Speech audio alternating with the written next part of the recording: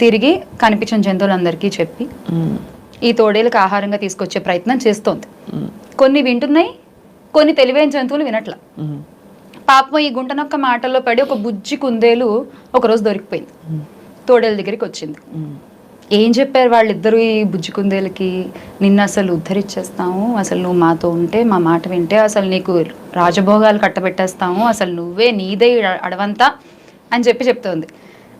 ఈ బుజ్జి కుందేలు విని సరే ఓకే ఓకే ఓకే చంకలు గుద్దుకునిలా వావ్ ఓకే ఓకే అని చెప్పి వచ్చేసింది ఈ తోడేల దగ్గరికి. వచ్చేసి కుందేల్ని చూడగానే ఆకలితో ఉన్న తోడేలు మీద పడి దాని చెవులు కొరికేసింది.